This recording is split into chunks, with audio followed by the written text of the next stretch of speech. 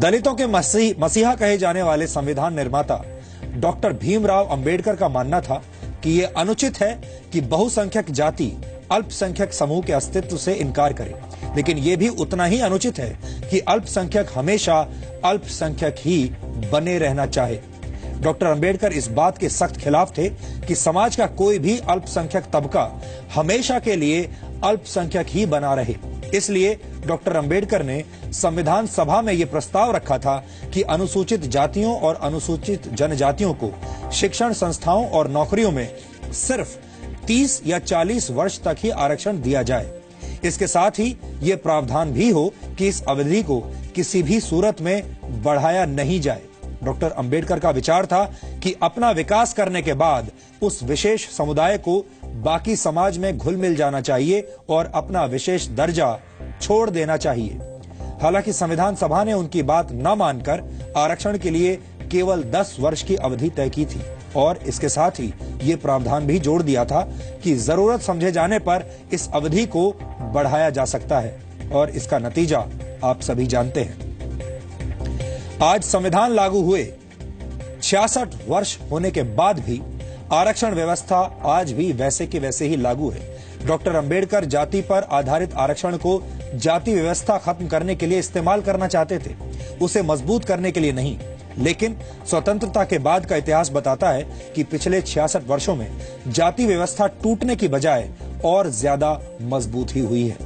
Doctor Bhimrao Ambedkar का नाम लेकर आरक्षण की राजनीति करने वाले लोग देश को अंधेरे में रखते हैं, क्योंकि वो डॉक्टर भीमराव अंबेडकर की बातों को पूरी तरह से ना तो आपको बताते हैं और ना ही उनका पालन करते हैं। असल में डॉक्टर अंबेडकर ने क्या कहा था वो हमने आज आपको बताया है और इस देश में बहुत कम लोग हैं जो असल में ये बात जानते हैं कि डॉक्टर अंबेडकर आरक्षण को लेकर असल में क्या चाहते थे।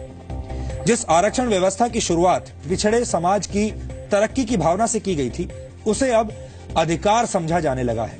देश में आरक्षण के असर को महसूस करने के लिए आपको आज ये पता होना चाहिए कि सरकारी नौकरियों और शिक्षा संस्थाओं में पिछड़ी जातियों को 15%, पिछड़ी जनजातियों को 7.5% और अन्य पिछड़ा वर्ग यानी ओबीसीज को 27% के आरक्षण की सुविधा प्राप्त है। यहां आपको बता दें कि जिस ओबीसी परिवार की सालाना आय 6 लाख रुपए या उससे ज्यादा होती है, उन्हें आरक्षण व्यवस्था का कोई लाभ नहीं मिलता और उन्हें क्रीमी लेयर माना जाता है।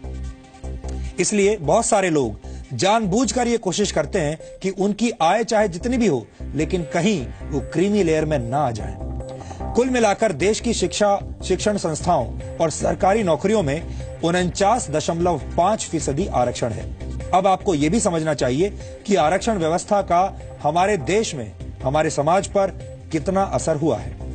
National commission for scheduled caste and scheduled tribes के मुताबिक वर्ष 1959 में केंद्र सरकार की नौकरियों में क्लास 1 अधिकारियों में सिर्फ 1.18% पिछड़ी जातियों से थे। वर्ष 1984 में यह आंकड़ा बढ़कर करीब 7% हो गया।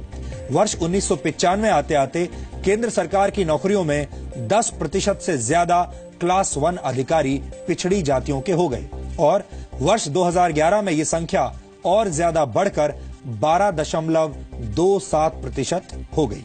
आपने देखा कैसे 1959 से लेकर 2011 तक ये संख्या लगातार बढ़ती चली गई। यानी एससी और एसटी वर्ग को आरक्षण का फायदा मिला है, ये आंकड़े साफ साफ बताते हैं।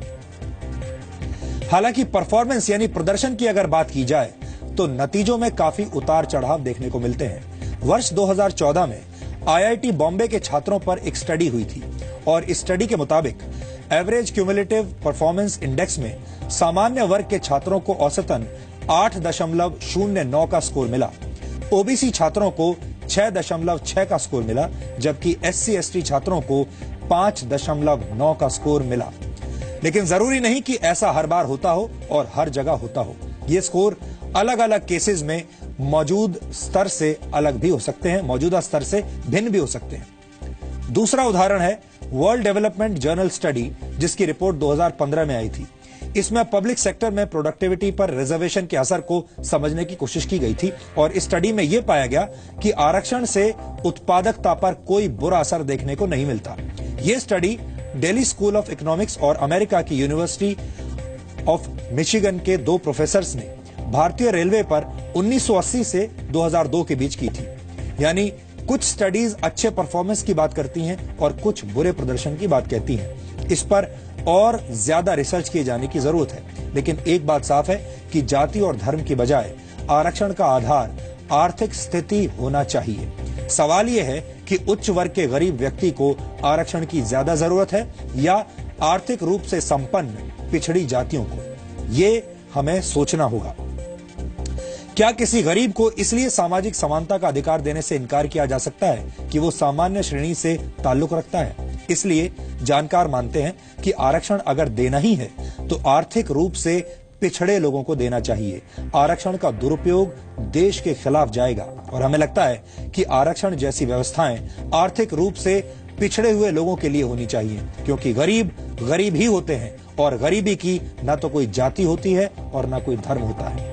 हमारे देश की समस्या यह है कि हम हर स्थिति और घटना को धर्म और जाति के चश्मे से देखते हैं। हैदराबाद में एक छात्र रोहित वेमुला की आत्महत्या को दलित छात्र की आत्महत्या कहकर प्रचारित किया गया था। यह अपने आप में बहुत चुभने वाली बात है, क्योंकि अगर कोई घटना दलित छात्र के साथ होती है तो उसे अलग तरीके से देखा जाता है और सामान्य वर्ग के छात्र के साथ अगर कोई घटना होती है तो उसे एक अलग चश्मे से देखा जाता है। और उसके बाद मीडिया भी यह तय करता है कि कौन सी खबर हेडलाइन बनेगी और कौन सी खबर किसी अंदर के पेज में दब जाएगी। यानी आत्महत्या जैसी दुखद घटना का भी जाति के आधार पर बंटवारा कर दिया जाता है। इस विश्लेषण के अंत में हम इस बात पर आज जोर देना चाहते हैं कि जिस तरह दुनिया की सुपर पावर बनने के लिए कोई आरक्षण नीति नहीं है, कोई आरक्षण नहीं होता, उसी तरह कोई देश या समाज सिर्फ आरक्षण के आधार पर आगे नहीं बढ़ सकता और ना ही सुपर पावर बन सकता है।